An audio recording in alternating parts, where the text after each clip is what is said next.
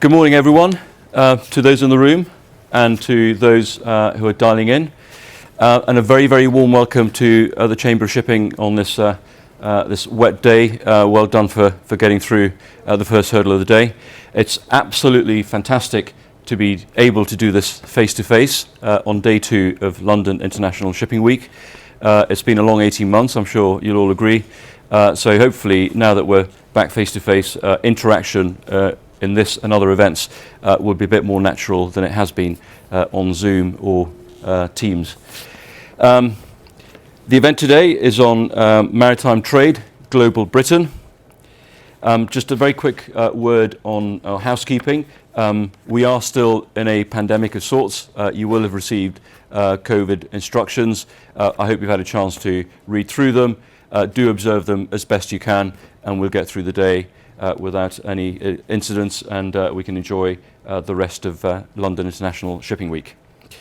I'd like to first of all welcome our keynote speaker, Andrew Mitchell, Director General Exports and UK Trade. I think I'm right in saying, Andrew, that this is your first visit to the Chamber? It is. But of course, we've been working very closely with your team, with DIT more generally, over recent months, and I'm sure that will continue now that we go back to face-to-face meetings again. Andrew has a distinguished career in both DIT and the Foreign Office, having held, among other senior posts, HM Trade Commissioner for Europe and Her Majesty's Ambassador to Sweden. He's also worked in the private sector, focusing on major international events, including World Expos and Olympic Games. In his current role as Director General for Exports and UK Trade, Andrew is responsible for the department's work on exports, English regions, and the devolved administration. Have I got that right? You have indeed, yeah. Warm welcome, Andrew. I'd also like to extend a very warm welcome to Guy Platten, Secretary General at the International Chamber of Shipping, and no stranger to the UK Chamber of Shipping. I see he's wearing the same uniform today, so you can say that we coordinated, or perhaps we failed to deconflict, but either way, very smartly dressed Guy as ever. Guy will lead the panel session today. A great opportunity, I think, to thank Guy and his team at ICS for the outstanding work that they're doing, that they've done during the pandemic in support of seafarers, and also the more enduring theme of addressing climate change. A lot of work to be done, but great leadership being shown by Guy at the ICS, and we'll continue to support as best we can. Welcome to the audience and those joining virtually. I assume those who are joining us virtually can see us and hear us. Priya's nodding, so that's encouraging. The panelists will join, will step up on stage shortly, and Guy will introduce them. The event today is meant to be informative, to explain the UK's recent activity to increase exports and trade, to provide an update on developments and the realisation of the UK's free port policy, and to provide an insight into progress on the FTAs. Covering quite a lot of difficult ground, in a pretty dynamic policy area. Do please be proactive and engaging with your questions. On an IT issue, we're using Slido, so do use that code when you want to ask questions, and do get stuck in as much as you can, please. I think that's all I'll say for now by way of introduction. So if I can ask Andrew to kick off with your presentation. Thank you. Thank you very much indeed, Bob, and thank you also to the Chamber for hosting us this morning. It's a genuine pleasure to be, I suppose we call it back, don't we? Because on the basis that lots of us have been in many, many different places engaged with the business that we're all engaged in, nonetheless remotely, isn't it a fabulous, fabulous pleasure to be meeting each other again in person. And it's great as well that London has put on its traditional display of weather. For those that like to think that London is a rainy city, for those of you online, I mean, proof absolutely here today, but it's a very appropriate backdrop. So listen, thank you, as I say, for the opportunity this morning. I should say by way of introduction that I think I've probably got as much to learn from all of you as you have from me, and this is very much the chance to listen to your views, your perspectives, to engage with the issues that you're interested in the context of international trade. So I'll say a word of introduction for all of that, but very keen both in the Q&A after this and in the panel session that follows, really to hear your perspectives on the issues that we're all concerned with in international trade. And it is actually a really exciting moment to be involved in trade. I mean, it's obviously not going to be lost on anybody that we've left the European Union as the United Kingdom, and you can take a view on whether that was the right decision or the wrong decision. I'm delighted to say that as a civil servant I never have to make a statement on that fact, or indeed be pursued by journalists on the consistency or otherwise of my previous statements on the subject. I'm a civil servant and therefore don't take a view, obviously. Having said all of that, that means that we do have an independent trade policy and therefore a really big opportunity to help to shape the future of global trade and indeed our own aspirations and ambitions in the world. And that's really the moment that we're at the moment as we also see the global economy return to growth, but there are some big shifts also happening in the global economy that you'll all be very familiar with that mean that this is a moment for us to consider as well how we adapt to those shifts, what we as a nation need to do to be able to benefit from all of that. The opportunities are really significant and they're going to benefit industries across the economy and from all nations and regions of the United Kingdom, poised to benefit from the free trade agreements that we're negotiating right now with new partners and indeed with old friends. And part of the reason I'm here is that I really strongly believe that the maritime sector is a really good example of an industry that is capable of exploiting this opportunity and really benefiting from the exciting possibilities that lie ahead. In order for that to happen, senior industry leaders, that includes lots of you in this room and online, you're going to play a really big and important role in all of this. And that's part of the reason why it's so good to see so many of you here today, virtually and physically. And I'll talk a little bit about free trade agreements. I'll talk as well about our export strategy and touch a little bit on free ports and investment in the maritime sector. So starting with free trade agreements, as I said, first time in 40 years that we've had an independent trade policy. I looked after trade in the Foreign Office in the days in which our trade policy was shaped in the context of our relationship with our European partners. And I can assure you that this is a very, very different environment. And it's different in a sense because whilst negotiating within the European Union gives you great strength and the strength of weight, of heft, the fact that you therefore have to make compromises is a really significant factor. What we've got now is the opportunity to shape our trade policy to the priorities and to the strengths of the UK economy. So these trade agreements are crucial in developing relationships with our trading partners, in resolving trade and investment barriers faced by British businesses abroad, and boosting growth in all parts of the United Kingdom. And part of the reason why the job title that I have is Exports and UK Trade is because trade, exports, are absolutely vital to the agenda of binding our country together and ensuring that growth is levelled up across the United Kingdom. You will know that. So over the past 2 years, we've struck trade deals with 68 countries as well as with the EU, accounting for £744 billion of UK bilateral trade in 2020. Last year, we agreed a comprehensive trade agreement with Japan, which is the first major trade deal that the UK has struck as an independent trading nation. It goes well beyond previous EU-Japan trade deal, with enhancements in areas such as digital and data, financial services and creative industries. And that is a really important characteristic the way that we intend to negotiate as we go forward, looking not just at the strengths of the UK economy, but at the changes in the global economy and matching our trade deals to those priorities.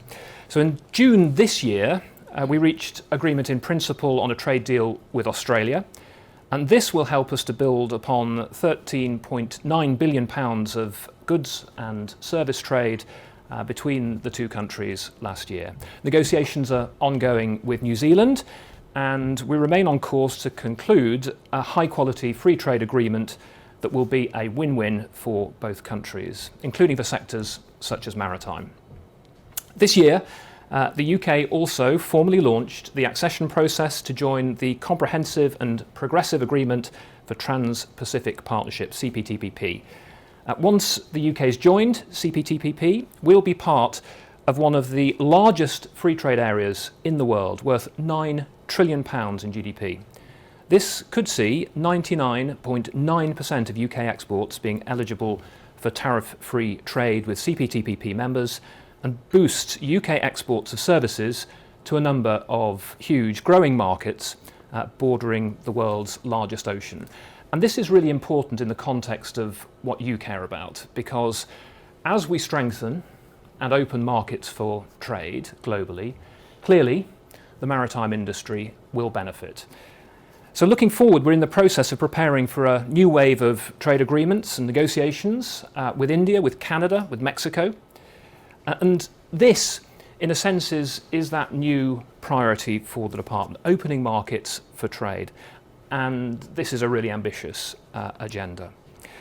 These deals will generate significant benefits for the whole of the UK, help break down barriers and create opportunities for British businesses. They're also important for the continued growth and success of the UK maritime sector. With 95% of the UK's total trade going through British ports, reduced trade barriers and increased volumes of trade will benefit the UK's port sector in its role as a global trading hub.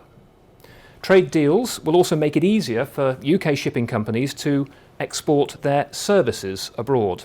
UK exports of maritime transport services are worth nearly £8 billion a year, which is why the UK is arguing for strong rules for maritime transport services across all of our FTA negotiations. So trade deals, of course, take you so far. They break down barriers to trade, but really the question is then, how do you exploit the opportunities that those marketing opening activities present? It's often overlooked, by the way, I should say here, that the UK is already among the world's very great exporting nations, ranked 6th in terms of value of exports in 2019, according to the World Bank. So in my current role, I have the great privilege of leading HMG's work on exports and the creation and implementation of a new export strategy, an important part of the government's plan for growth, which will see the UK consolidate its place in the world as a great exporting nation. Exports are key to unlocking the benefits of FTAs, tariffs and other non-tariff barriers which have hindered British exports in the past start to come down. And the benefits of exporting are clear. Exports support 6.5 million jobs across the United Kingdom. So maritime services are a critical part of this picture. You are an export-intensive sector which contributed £12 billion to total UK exports in 2017. So through this new, ambitious export strategy, we will aim to coordinate everything that we do, all of our export promotion activities, to encourage the growth of high-value, export-orientated jobs across the UK, delivering on that levelling up agenda that I mentioned earlier, strengthening the union, and harnessing our new trade agreements. So we are going to focus on making fewer, but better, in the context of the work that we do to support British exporters, meaning high quality, high value goods and services get the support from the government that they need. The strategy will explore better support for exporters and ensure that we target our activity more effectively in order to have the greatest impact. The strategy will break down barriers and ensure that our most productive firms in our most dynamic sectors can compete with the markets of the future, like India and the Asia Pacific, where 66% of the world's middle classes will reside by 2030. And indeed, the Secretary of State will make a speech today, which will be trailed, I'm sure, in the media. We'll be launching alongside that the first ever global trade outlook, which looks to the future of trade growth across the world and paints a really vivid picture of the growth of trade over the next 30 years and looks at the sources of import and trade growth over the next 30 years. And the picture is really clear. We need to be investing in the capability to export to the Indo-Pacific region and to the markets of the Pacific, which is one of the reasons why the CPTPP that I talked about earlier is so important for us. And to fully seize these export opportunities in the maritime sector, we are delivering a number of initiatives. For instance, we are bringing our defence and our civil work more closely together. This is a really big priority for government, ensuring that strengths on one side contribute to overall UK success. We have a really strong agenda on net zero, as you know, with targeted promotion of UK businesses and technologies that can help decarbonisation in the sector. We're working with businesses to transform our market intelligence and opportunity analysis to make sure that government is putting its resources where they really count for exporters. We're developing genuine partnerships that give the UK firm access to high quality, high value supply chains and the opportunity to bring unique UK capabilities to the global market. So we will present a UK maritime offer where our reputation for innovation, for quality, for reliability will help the industry to go from strength to strength. More widely, our new integrated and enhanced cross-cutting export promotion campaign will focus on high priority, high profile sectors that will deliver the greatest impact in a UK-wide export-led economy. And these campaigns include food and drink, financial professional services, creative industries, education, tech and digital, consumer goods and clean growth, as well, of course, as maritime. So I'm really confident that we can build on our existing strengths as an exporting nation and, as ever, maritime can lead the way as its industries already generate significant revenues from export. For instance, according to Maritime UK, maritime business services alone totalled £1.3 billion in 2017. A word then on free ports. And I'll start by talking about investment because this is really critical to the picture on free ports. As you know, Britain has garnered a really strong reputation on investment as one of the most open economies in the world. That's really important to us. One of the top destinations for FDI in Europe and one of the foremost destinations globally for inward investment. And FDI really matters to the United Kingdom. Only 4% of local business units are foreign owned, but they employ 16%, that's 4.9 million people, the UK workforce, generated 40% of business turnover, that's £2.3 trillion in 2018. And so we're focusing on making sure that that investment offer remains strong.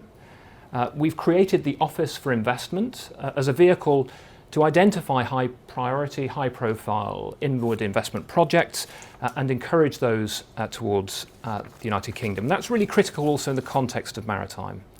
So as part of our DIT, 5-year plan for maritime, we've been promoting foreign direct investment more actively in the maritime sector, focusing on the importance of place. Our activities support coastal communities in maritime clusters around the United Kingdom. For instance, one of our first priorities is working with the Southwest region to promote Plymouth's Centre for Marine Autonomy as part of a high potential opportunity. Furthermore, and I'm sure you're all very well aware of this, we saw yesterday the government's new concierge service launched, very exciting development, service that will connect ship owners and operators to UK networks with the goal of encouraging more investment into our maritime sector. As many of you will know, the UK government has also established an ambitious programme on free ports, which will provide attractive incentives for inward investment across a broad range of activities. And as free ports move towards implementation phase, Our own English regions team in the department are engaging with each Freeport location to understand the details behind individual initiatives and proposals to develop a workable offer that will really focus on trade and investment and ensure that Freeports can capitalise on their position. I was in fact in Liverpool on Friday talking to the folks there about exactly this, and it's fair to say, I think, that there's a degree of excitement behind those developments.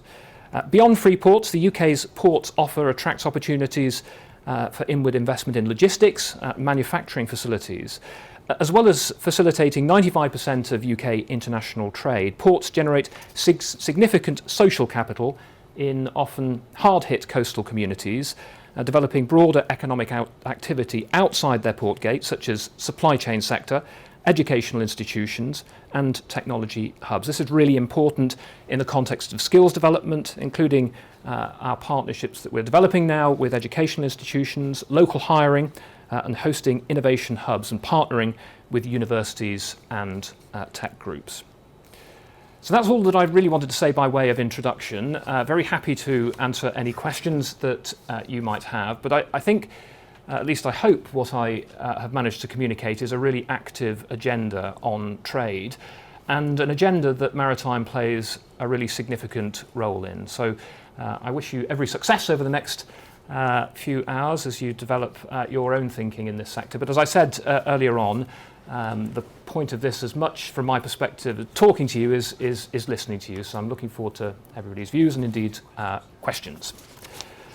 So I think the questions are all coming through on Slido, aren't they? So rather than stick your hands up, I think you have to use the technology. This is my understanding of the situation.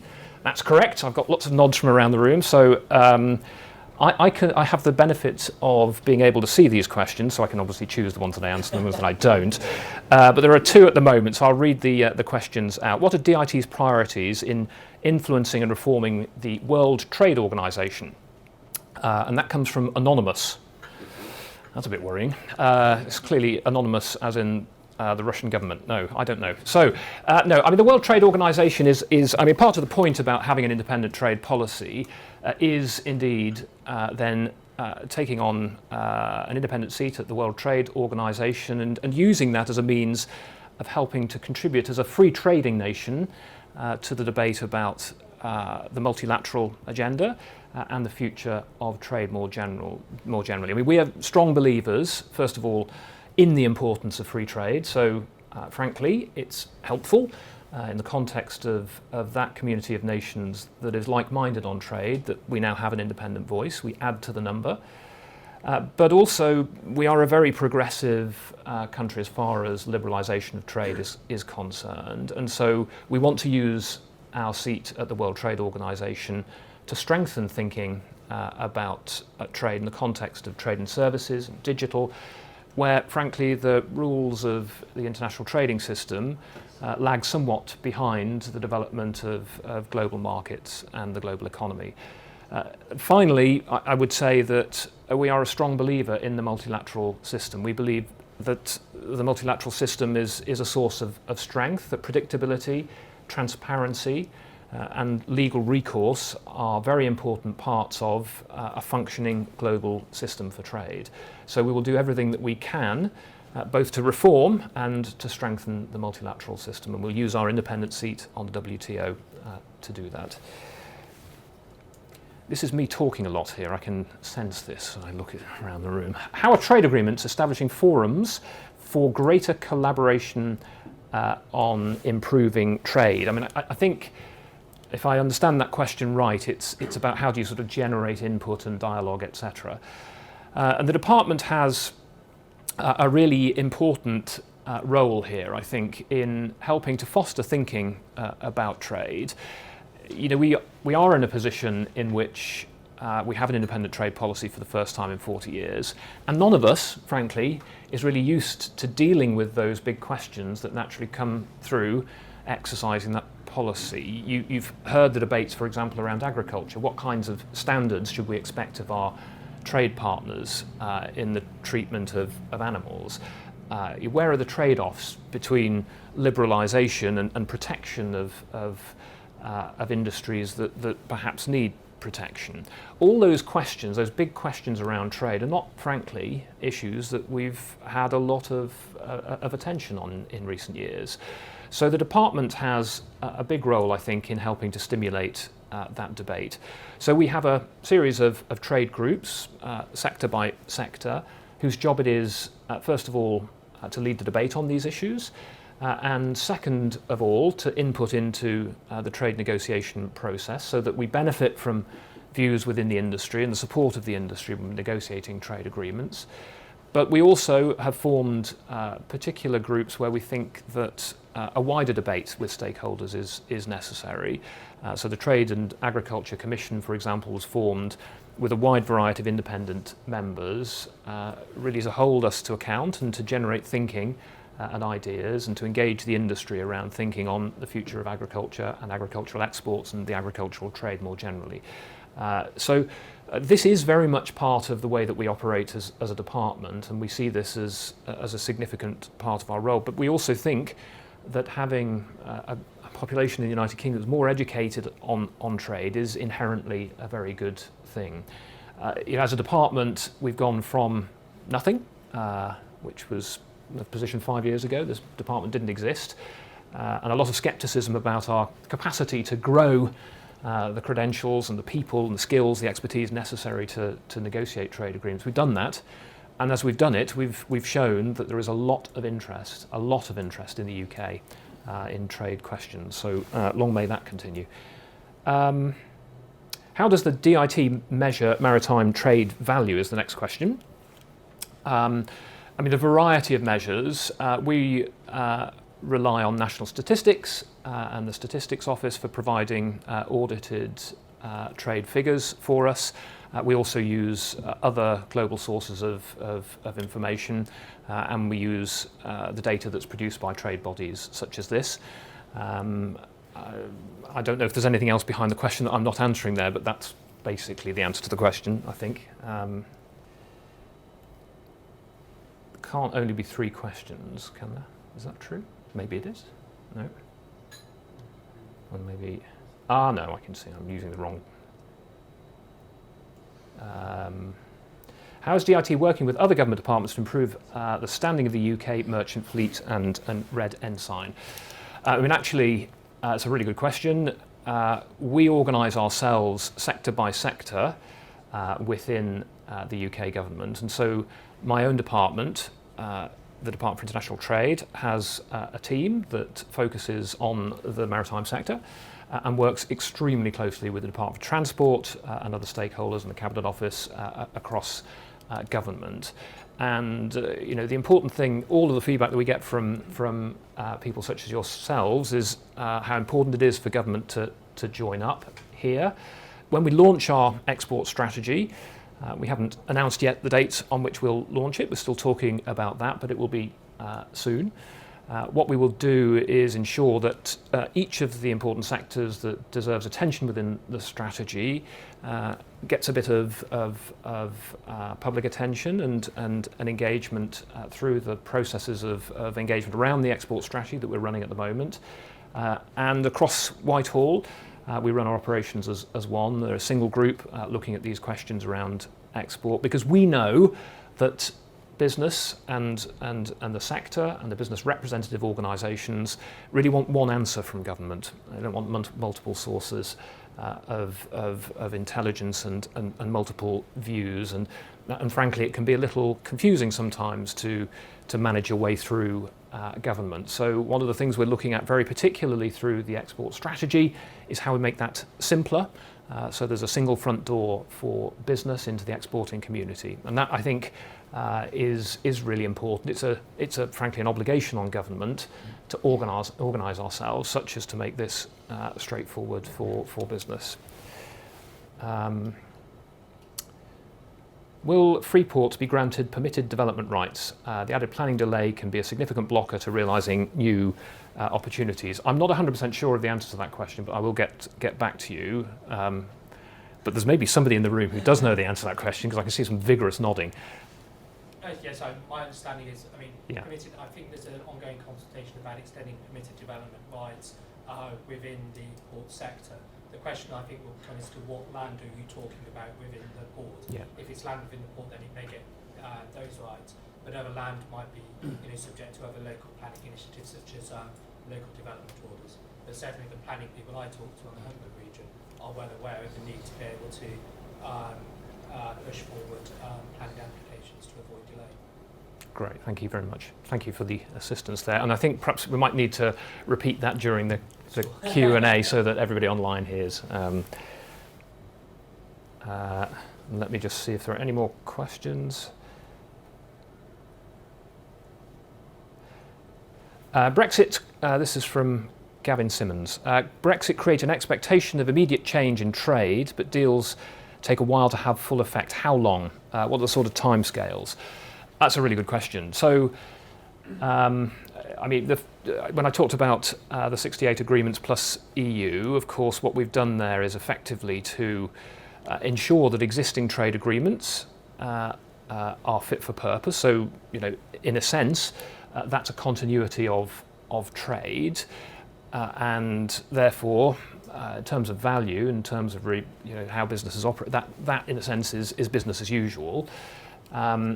When you're negotiating new agreements, typically these can take years to negotiate. This is true. We are moving really quickly. We got to an agreement with Japan in very, very quick time. Likewise with Australia, and we're getting very close to an agreement with New Zealand. I think it's probably fair to say, by comparison with the timescales involved in negotiations with the European Union, we're much quicker. But that's because there's one of us and one of our partner, and therefore it's more straightforward, frankly, to do it that way. That said, these deals are really, really complicated. So what we've discovered, we've actually, I think, probably broken all records. Nobody really knows the answer to this, but I think we've probably broken all records in terms of the numbers of simultaneous agreements being negotiated and concluded. And the department is really ambitious to ensure that we continue that pace.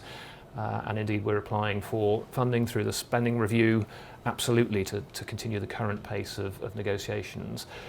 So as soon as effectively a deal is implemented, business can start to take advantage of the opportunities. I think probably sitting behind the question is also an insight that it does occasionally take time for business to understand how to capitalise on trade agreements. So one of the things that we're doing with the export strategy is looking very particularly at this question. If you're a business that's never traded with Japan, how do you find out what is particular to your sector about the Japan trade deal, and how do you capitalise on all of that? How do you exploit it in order to be able to trade more efficiently, more effectively, more profitably with Japan? So that's a responsibility on my department, on the export strategy, to make that clear. But in principle, as soon as a trade deal is implemented, the benefits flow. I think one thing that it is also true to say, and again, it's not necessarily that widely understood, is that once you are operating an independent trade policy, you are negotiating continuously. If you visit Canada or you visit Australia, very active trade agenda, they're constantly in negotiations, and that's about improving trade deals and adapting trading systems to changes in the global economy, and that's our life now going forward. We will be constantly updating and amending trade agreements and improving them, and looking at particular sectors and how to drive new market access in particular sectors relevant to our economy. So the benefits will flow once those agreements are in place, but it's absolutely incumbent upon government to help business to know how to capitalise. How much time have I? We're fine now. So okay. Have you got more questions? Because we could always take them later on. Okay. Yeah, there are more questions, but okay. We'll follow this up then. All right. Very good. Andrew, thank you ever so much for a really broad, detailed, clear, and refreshingly apolitical view of UK policy on trade and exports. Very helpful to draw the linkage with the maritime sector, shipping, ports, maritime services more generally, and the opportunities that are out there. but doing so in a very open and realistic way, I think. A perfect way, I think, to set the scene for the panel discussion that will follow. I'm told that we now have a 5-minute break, so the panel can get set up. If you want to have a quick shuffle, do so, but please come back within 5 minutes and we'll carry on with the live face-to-face and virtual event. But Andrew, thank you very much for that introduction. Very, very comprehensive.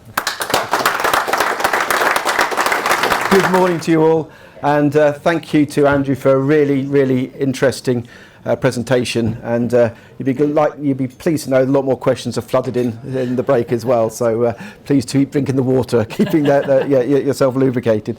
That's great. So we move into the second part of today's event, a panel debate. And I'm really pleased to join Andrew today. I'm sorry, before I start, those who don't know me, I'm Guy Platten, Secretary General of the International Chamber of Shipping. But I'm joined, along with Andrew, with Henrik Johnstromer, who's an experienced DIT services negotiator working with DIT on maritime issues and the UK programme of free trade agreements. So he's going to explain some of the challenges of free trade agreements and hopefully explain what the benefits are of being an independent trading nation, as we are now. I know Andrew touched on that in his presentation as well. He's joined by David Gwynn, who's Director of the Humber Freeport, and will be on hand to explain how freeports are becoming a reality and what are the benefits they are, and try and give us a little bit more understanding about what actually freeports mean, and I'm very interested in learning about that. And finally, we're joined by JB Ray Smith, his chairman and director of several SWIRE groups, a ship owner and chamber board member, and I think we're looking for the viewpoint of the ship owner in what FTAs mean, what freeports mean, and what actually they want out of this as well. And it's very much a listening mode, I hope, for Andrew and Henrik as well on that. And I think one of the things we'd like to get out of this at the end of it is perhaps, once you've listened to all that's been said, is to get the chamber members as well to feed into perhaps Gavin what they want out of these agreements as well, and we can have that, continue this great dialogue we've already had. Before I pass over to Henrik, I'll just perhaps give a little bit of context from the international point of view, how we see it as the ICS. We're really pleased to hear about the continuity agreements. We're really pleased to hear about the progress with Australia, with New Zealand, and the Trans-Pacific agreement as well. That's great. But what we see is the absolute importance of safeguarding free trade, and proliferating free trade agreements is absolutely paramount to that. So it was very pleasing to hear that. 90% of the world trade is transported by sea. $14 trillion in terms of value every year is transported by sea. And shipping is a key facilitator of that global trade. But unfortunately, in the wake of the pandemic, what we are seeing is trade restrictive measures being introduced by countries around the world. And this is jeopardising economic recovery. We think these proliferation of these measures are considerable risks for global trade, economic growth, jobs and consumer prices worldwide. In fact, we recently commissioned a study from the Harvard Kennedy School of Government which highlights the tangible benefits of reducing and removing trade restrictive measures, which may otherwise be preventing national economies from reaping the full benefits of efficient maritime transport services. One of the main objectives of the report is to help maritime nations, and I commend the report to the UK government, to identify the wide range of restrictive measures so that governments are better equipped to formulate the appropriate policy responses. It demonstrates that no matter what the level of economic development, all national economies would benefit from further liberalisation of maritime trade regimes. For example, the study shows that if the UK were to cut its level of trade restrictive policies by just 50%, they would lead to a real GDP increase of 0.7%, which is 13.4 billion, about the size of the agreement with Australia. Importantly, the study also concludes it's crucial to give equal focus on removal of tariff, but also non-tariff restrictions in both domestic reforms and multilateral negotiations. The study reveals that non-tariff barriers are typically 3 to 5 times more restrictive than traditional tariffs. And we're already seeing that playing out to some degree within the Brexit situation. To understand the potential impact of non-tariff barriers to the UK economy, an UNCTAD study concluded that last year, that under a no-deal scenario, which thank goodness was avoided, non-tariff measures would have reduced UK exports to the EU by 32 billion US dollars, a reduction of 14%. So it just underlines the importance of the work that you are doing.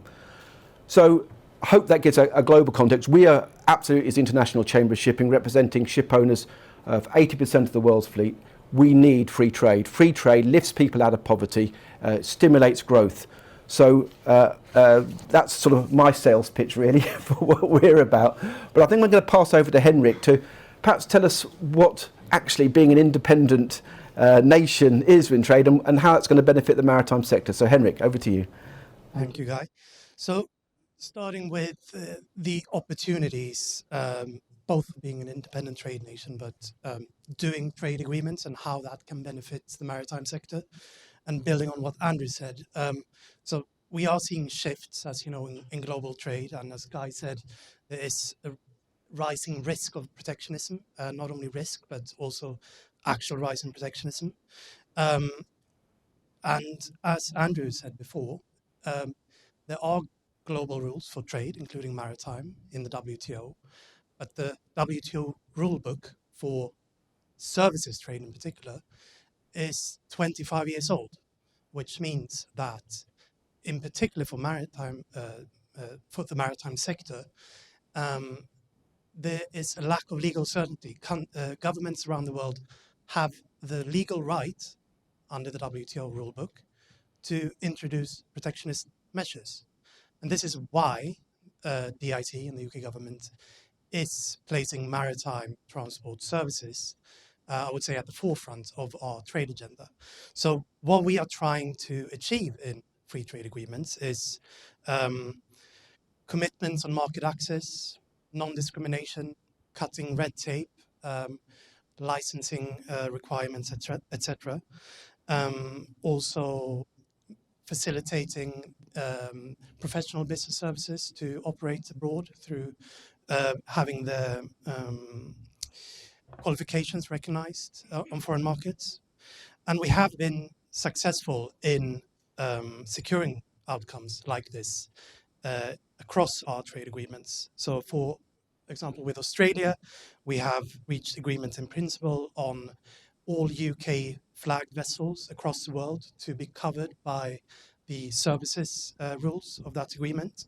We also reached an agreement with Australia on a maritime transport annex that ensures non-discriminatory treatment of UK vessels and shipping companies, when accessing Australian ports and port services. So those are some of the examples of what we have achieved and what we are pursuing. Something else I want to touch is, I think, the UK's unique position as an open and liberal economy, and also open and liberal maritime sector, puts us in a unique position to leverage that with other countries. We also have a specialist high-tech maritime sector, such as offshore, that other countries lack domestic capacity for. So this gives us an advantage in trade negotiations. We can and are leveraging those, both in our bilateral free trade agreements, but also multilaterally in forums such as the WTO. Now, to come onto your question, Guy, what's the benefit of having an independent trade policy? So I think the key advantage is we can build, or are building, our trade policy from the bottom up. We need to understand what really matters to UK businesses. What are your interests and what are the specific barriers that you face when trading abroad? So my team and colleagues in the Department for Transport have spent the last 3 years engaging with UK Chamber of Shipping and other businesses to really understand what matters to you.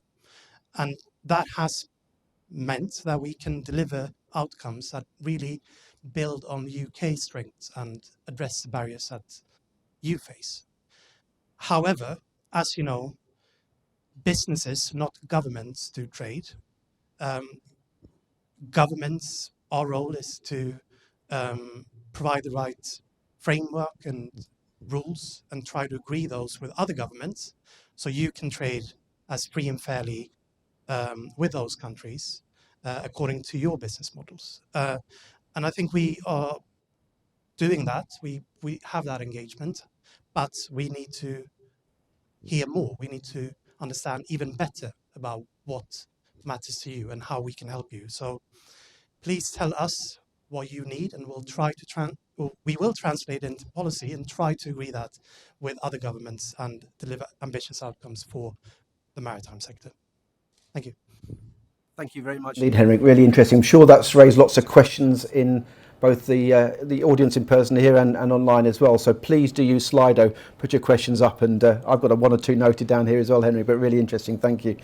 I'm going to turn over to David now, who is first-hand experience of the mythical free ports and how the benefits are going to accrue as a result of them. So we're really interested to hear your experience so far and what you see are the positives of establishing a free port here in the UK. Okay, thank you. So, on the Humber region, I think the first thing I would say, and it echoes a comment Andrew made, is that there's been a huge degree of positivity and enthusiasm for the concept.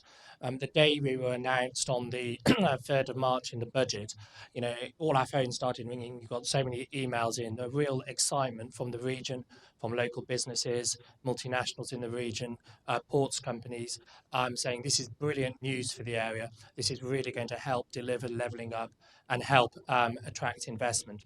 So, what do I think it means? I think it means a real opportunity to drive forward some of the changes we were already seeing in the region and accelerating those and delivering and cementing those benefits. I think they fall perhaps into 2 or 3 areas, but there's a really strong net zero theme. Capitalising on the natural geography of the UK, its unique wind resource, looking to embed a offshore wind industry within the region, within the UK, to develop its supply chain and to drive global exports from that.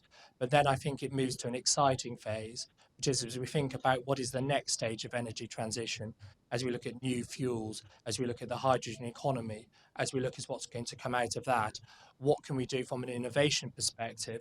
What can we learn from what has happened on things like offshore wind? And how can we ensure that we place the UK in the forefront of that net zero transition? So the specific Freeport measures, I think, such as the ones around tax benefits, will help attract and embed those companies into our region. Unlocking the innovation agenda through the regulatory engagement network, I think supports that. And then I think we've been engaging with some of Andrew's colleagues around the HPOs and what we want from DIT. And I think the almost unfortunately named OFFI, we're going to be looking forward to nipping down the OFFI to get some support, a British joke maybe. But that ability, I think, to be able to have a high quality office for investment, to be able to access senior level conversations, to be able to use the power of government to get into global boardrooms, to explain why Britain is the place to come, why it's the place to invest, and hence why it's the place to trade with the world will be invaluable. Thank you very much indeed, David. So I'm going to turn to JB Ray-Smith, who's heard 3 interventions now from Andrew, Henrik and David, and actually perhaps on behalf of ship owners say, and the shipping services, what you want to see out of free trade agreements, and what's your take on what you've heard so far, JB? Good morning. Firstly, I'm not very good at thinking on my feet, so I've made some notes, so there's maybe some repetition. But I thought when I was asked to speak first, I thought free trade agreements, obviously pretty simple. And then I thought for a little bit more, and I thought, I don't really know much about this, and apart from the fact that they're probably good. And I think, so I thought I'd do a little bit of research. And at face value, I think, the concept of free trade is pretty simple. But as you begin to sort of peel off and begin to think a bit more, it becomes a lot more complicated. I mean, what do we mean by free trade? Do we mean no fiscal tariffs, no paperwork, no hidden barriers, no local old boys network to overcome? I imagine all of us fall in the category that I did of sort of instinctively thinking free trade is probably pretty good, except agricultural products, not so sure. But no free trade agreement comes at that price. And I think we have to understand that some parts are going to win, but it's as a zero-sum game. Some parts are going to lose. So in return, we get something. We have to give something away. So thinking about it in that context, so what can FTAs do for our industry, and what do we need to watch out for? So to answer this, I went to none less than the US International Free Trade Administration website to tell us the benefits of free trade. So reduction or elimination of tariffs on qualified goods. By the way, I had to tell this to Guy this morning because he wanted a bit of a briefing. Intellectual property protection, product standards, selling to partner governments, the ability of businesses to supply their services in the partner country, fair treatment for investors providing they be treated as favorably as a partner country treats its own investors. So that's the definition from the US Trade Administration website. So from the shipping industry, what does this mean? Key advantage I think we're looking for are obviously the ability to sell our services, product standards, investment protection, and access to government contracts. Sometimes I think we're not exactly starting from a ship. I think the marine industry needs to distinguish itself between shipping, insurances, banking, and various services. So I tend to be talking from the shipping side than the marine services side. But I think, we're not starting from maybe an ideal place. I mean, 50 years ago, we had the world's largest merchant fleet. I mean, we ruled the waves. So, in those terms, we probably had a lot more to benefit from bilateral liberalization than we do now. But we do, of course, have a strong insurance, banking, and those other services. And we have the world's most diversified group of offshore service companies. And world-class universities and R&D capabilities to match those, which would obviously benefit from some concessions. So for free trade agrees to work for us, obviously we need to have exactly the right concessions, but for that we need to understand what we want, who we want to benefit, who we don't mind throwing under the bus. What we want, though, is much more complicated than zero tariffs or the ability to sell services. These must be combined, I think, with a level playing field. I think, for instance, we all can think of instances where we'd prefer to pay a tariff and get rid of informal barriers. If imagine just pay a tariff and no paperwork, right? That'd be lovely. How do we remove those obstacles? And I think in terms of informal barriers, the disadvantage about being British is we tend to pay fairly, not by the exact level of the law. I'm sure we all understand where, various other nationalities have played exactly by the law, letter of the law, rather than actually what is in the spirit of the agreement. And I tend to think we tend to start from the spirit of the agreement rather than the letter of law, which inevitably seems to me put us at a disadvantage. So what do we want? Where are we strong and we want to get stronger? Where are we weak and we want to nurture this? Where are we uncompetitive and want to get more competitive to give ourselves a leg up to compete? Do we want our ships to be able to trade domestically in the US? Do we want to be building ships? Do we want our insurance industry to flourish? Do we want to build a leading offshore wind services industry? I mean, I don't have answers to these questions, but we as Brits do, and we have to communicate those. I think that Brexit and decarbonisation provide us with unique opportunities. I mean, Brexit means, as Andrew said, we don't have to negotiate with 20x countries before we start the negotiation. I mean, that must be wonderful, right? What a relief. Decarbonisation in its many forms, offshore wind, new propulsion technology, etc., means that, we're all to a degree starting from zero. And we know from e-commerce and the new tech industry that disintermediation, people who have no, start from zero, are rapidly leapfrogging the sort of bricks and mortars. So what can we do, from starting from zero to leapfrog the bricks and mortars that maybe 50 years ago would have been a disadvantage for us? I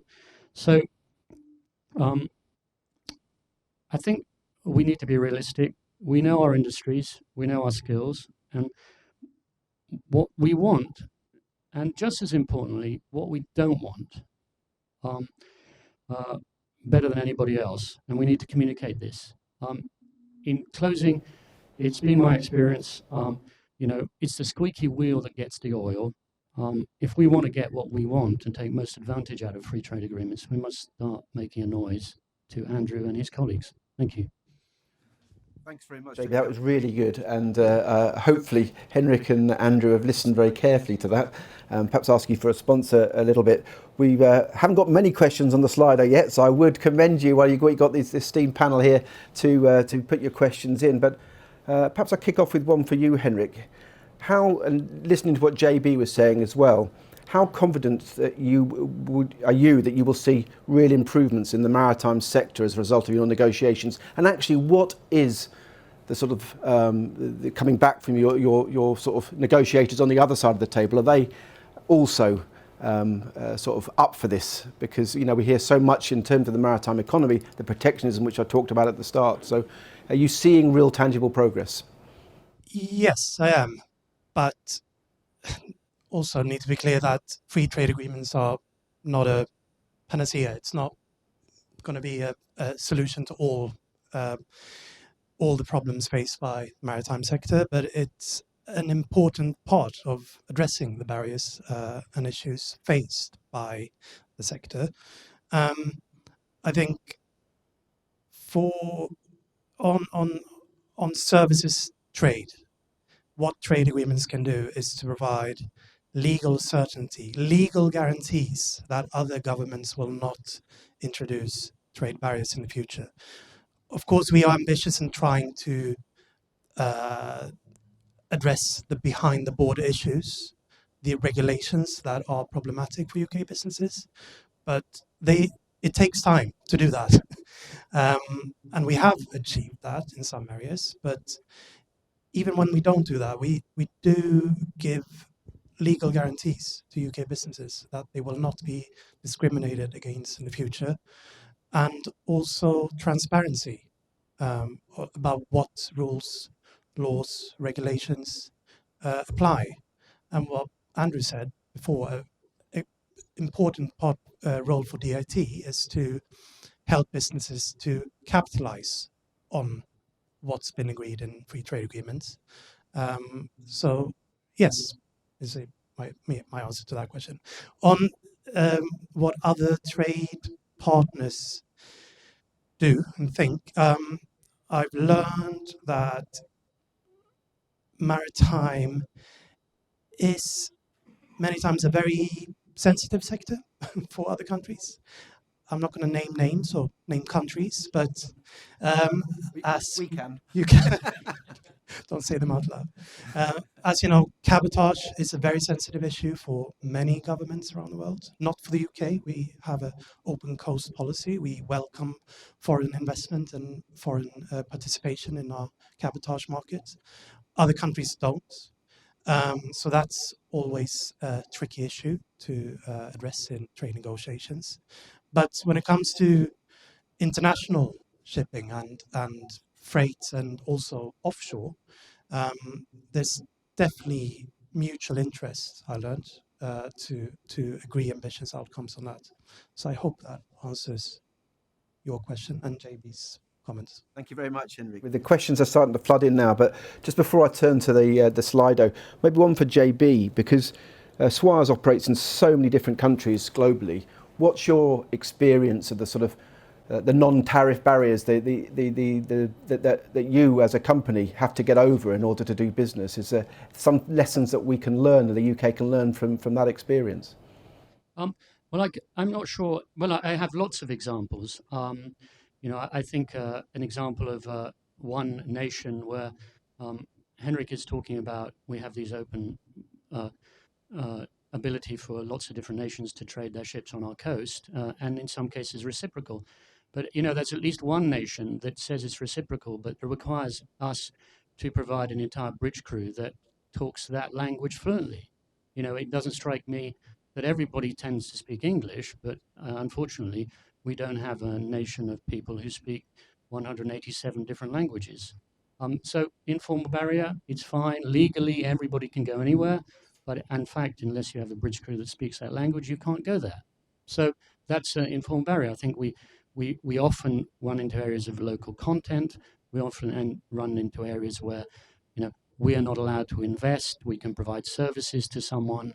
We maybe have to, but it has to be done by by local shareholders.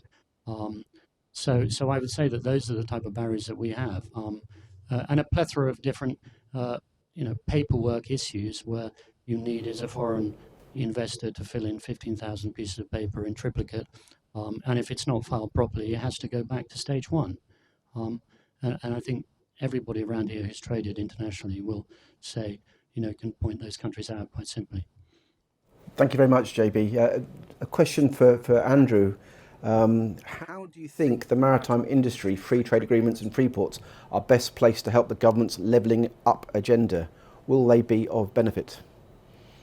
Yeah, thanks very much indeed, and thanks to my fellow panelists. Really enjoyed those interventions. I mean, I think, and if I could just pick up that last piece, JB's point about market access barriers. I mean, I should just take this opportunity to say that the department has a very, very active agenda on market access that is related to, but not identical with, our free trade negotiation agenda. So we're really interested in those market access barriers. I know that you know that, but where we see them, we use our teams overseas. We have 100, we're represented in 100 countries overseas. We have 9 trade commissioners working in those markets, looking after our trade relations globally.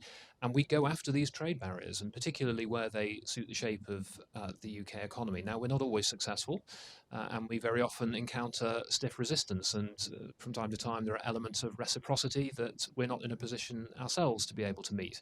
But nonetheless, we're really, really interested in these issues. So where you're spotting them, we need to know about this, and we need to be in a position to be able to support the industry. I mean, I think to the point about levelling up, and it's a really good question. I mean, I think our sense, and the Secretary of State I mentioned earlier will be making a speech at 12 o'clock today, where she will talk quite a lot about this issue. So obviously I can't say anything that she's going to say, other than, I mean, there is a very direct relationship actually between exports, investment, and levelling up. And, it's no surprise to anybody in this room, to hear somebody like me say that we just need to be a lot better about making sure that every part of the United Kingdom capitalises on the work that we are doing to drive trade forward. And, this is absolutely what lies behind that combination of activities around free ports, for example. The choice of those 8 locations absolutely reflects a determination that around the United Kingdom that we're in a position to be able to spread the benefits of free trade. There is a disproportionate concentration of international companies exporting in London and the southeast of England. We've set up new operations in Scotland, Northern Ireland, and Wales. They are 2 months old. We put a director into our operations in Scotland. We have directors looking after our operations in Northern Ireland and Wales. We're building up teams with sector capabilities in each of those offices. We've just put together a new operation in Darlington. And this is absolutely all about making sure that we're communicating effectively into every part of the United Kingdom the benefits of free trade, and extending our services to all of those companies that could potentially benefit. Which isn't to say, by the way, that they weren't available previously, but the reality is that unless you've got people knocking on your door, very often you're not aware of the opportunities that are available. So this is a really big and important agenda for us. And the word agenda is a little bit qualified there, because it's not an agenda. It's about ensuring that growth across the United Kingdom is equally distributed and fair, and that opportunity is available to all. And ultimately, the economic benefits of this for the country will be absolutely enormous. 1 in 10 companies in this country exports. I mean, frankly, it should be more like 3, 4, and we need companies to start to think much, much more about export as a route to growth. I mean, in my time in the private sector, my boss would always say to me, "I don't really care whether it's an export or not. Actually, what I care is who's the client, and will I get paid, and where's the growth coming from." But the reality is that it's actually the sort of concentrations of exporting companies in the South London, the southeast of England represent an historic anomaly, one that we need to address, and that's a big part of the reasons why we're doing what we're doing. Thank you, Andrew. That's very comprehensive. And I think some of the points touched on about free ports as well. I think we've got a few questions on that for David. So good luck to you on this particular one. So the reputation and status of many of the free ports internationally, I think would be fair to say, is mixed. Admittedly, the models do vary. And just interested how you articulate the specific benefits of free port status to the users of the port, many of whom are in this room today. Okay, I mean, I think the reputation question is, an interesting one, and free ports do have, different conceptions globally, and are there to solve in some economies problems that don't exist. We're hearing about, the way local rules can work and can mitigate against companies investing into a geography, and sometimes it feels to me that a free port has been created expressly to be able to facilitate people investing into that country without actually going over the border. Now, the way the UK policy is working, which is a sorry, is a largely a limited derogation from tax measures. All of the other existing laws of the UK economy are going to continue to apply around employment, regulations, safety. So I certainly don't see that it's going to be a race to the bottom in terms of how UK free ports operate. What are we articulating as the benefits? I think the benefits of the free ports are the benefits of the of those locations. It's the access to relatively affordable land, access to excellent logistics both within the UK, and those access to global shipping lines, which enables you to take your product to market as cheaply as possible, whether you're importing or exporting. I think to me that's the absolute nub of it, which is making that cost of logistics as low as possible. Thank you very much, David. I'm going to try and wrap three questions into one to do with the United States, so I give you fair warning. And I say that from having attended a recent webinar with the World Trade Organization, where somebody on the webinar was wearing a Jones Act supporter T-shirt. So, firstly, what I'd like to understand from Andrew and Henrik, what the state of play with the negotiations with the United States are. Secondly, how do you view the Jones Act, and it is a nut worth trying to crack? And thirdly, I think from Michael is will the US trade deals prioritise the strategy and help with the strategy to develop world-class zero carbon clusters and opening up of the wind farm markets as well? So trying to wrap that into three, so I don't know who wants to go first. Shall I start?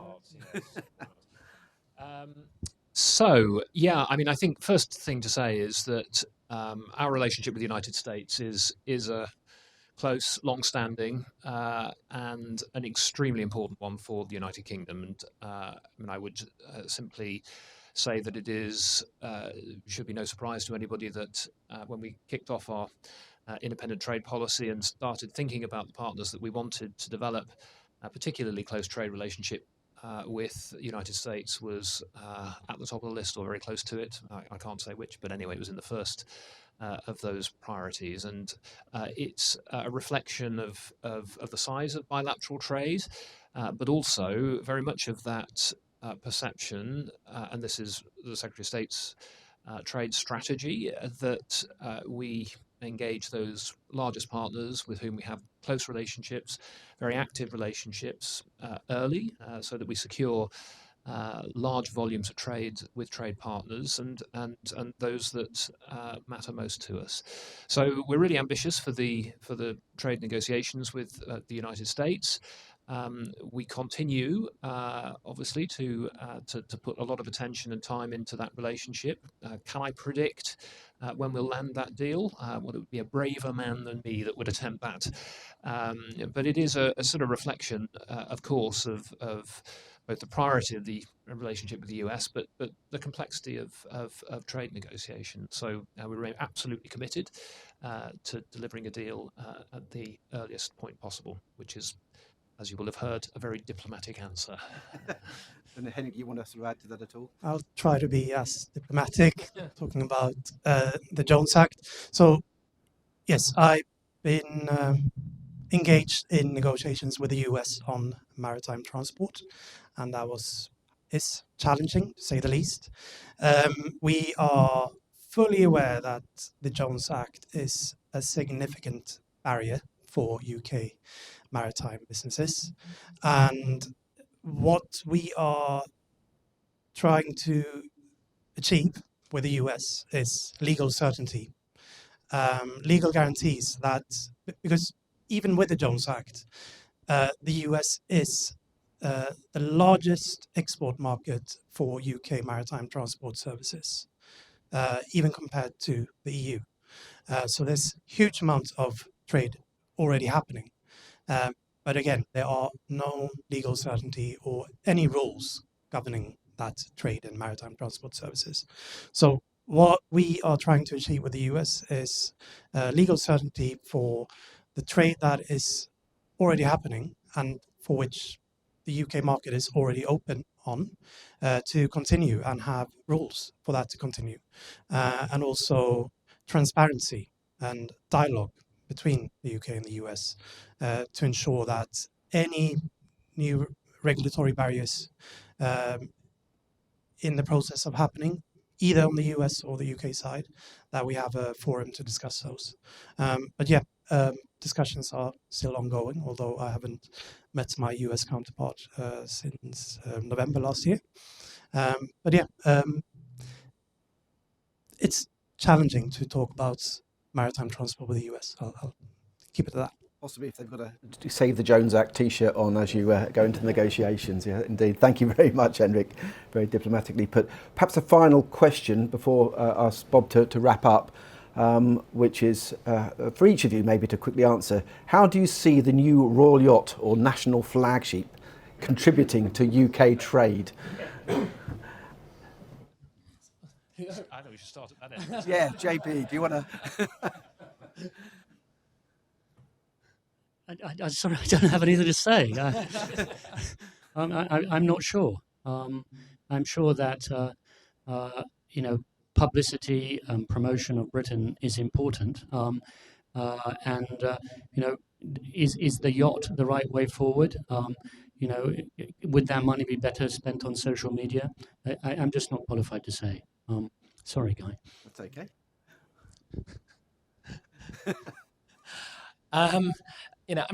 I personally feel that something like that, if it's done in the right way, perhaps if it's used to showcase British technology, British design stuff, British manufactured things, is used as a kind of like a magnet to be able to get people to events, to be able to get the access you need, and is used in a structured and intelligent and cohesive fashion, maybe it will be a real benefit. And so the neutral civil service view, Henrik? It's not trade policy. Yes. Okay. So, what I would say about this, it's a great question, by the way. Obviously, I don't have a personal view. But I've had the tremendous privilege of having hosted events and participated in events on ships, on Royal Naval vessels, in various places around the world. And I think one thing that I can say about that is that it has always been a genuinely extraordinary experience. Anybody will come aboard a Royal Naval vessel and enjoy your hospitality, and those kinds of things add a little bit of something extra that helps to get the right people together, to have the right discussions in the right circumstances. So, I'm generally speaking quite a big fan of that kind of an event. And I think, that is also something that reflects a little bit our heritage and is therefore true to our identity.